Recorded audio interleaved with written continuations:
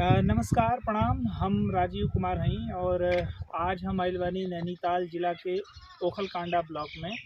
आज हम रउआ सभे के दिखाए कि के तरह कुमाऊं में और पहाड़ में लोग पंचक्की के इस्तेमाल करेला, उसे आटा के बनावेला और कैसे पंचक्की कुमाऊनी संस्कृति के एगो हिस्सा ह।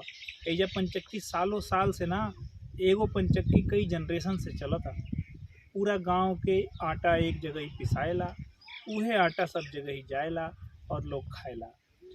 ई पंचक्की कुमाऊं के संस्कृति के ही हिस्सा ना ह, गांव में भाईचारा के भी प्रतीक ह। और यही के आज हम रउआ सभे के दिखावे खातिर आइल बानी। काफ़ी दूर आए के पड़ल, 50-60 किलोमीटर गाड़ी से ही नहीं आ जा और 4-5 किलोमीटर से पैदल चलते नहीं जा। आई सभे देखल जा।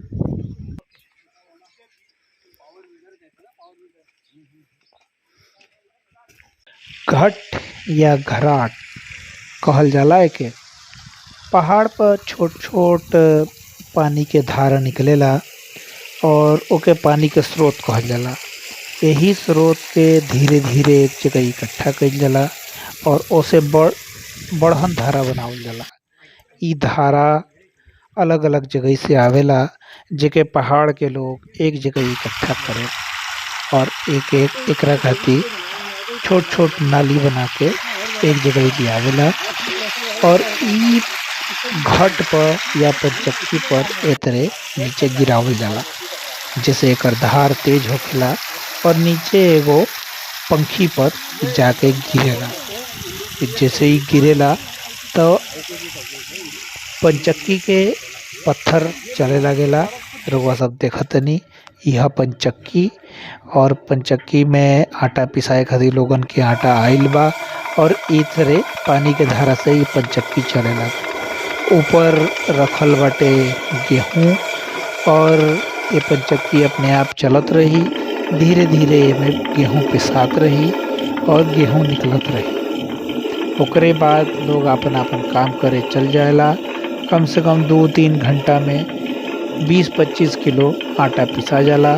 पूरा गांव के आटा एजुए पिसाएला और सबे लोग आपन आपन आटा लेके चल जाएला।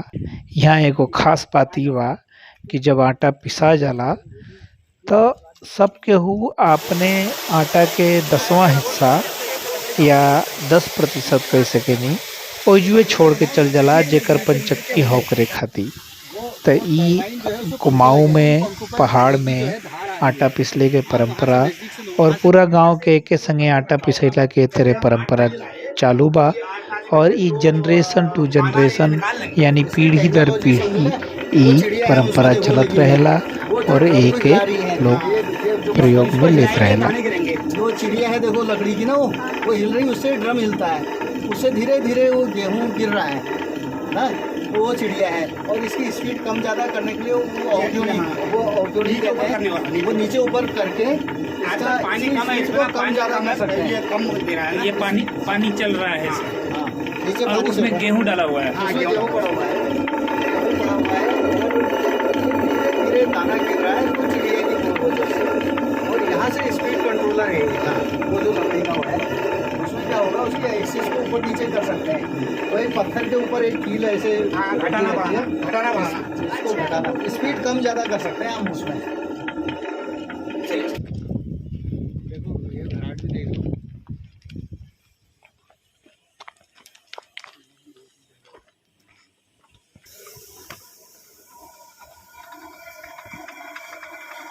इसमें बहुत पानी है तो तेज चल रहा है।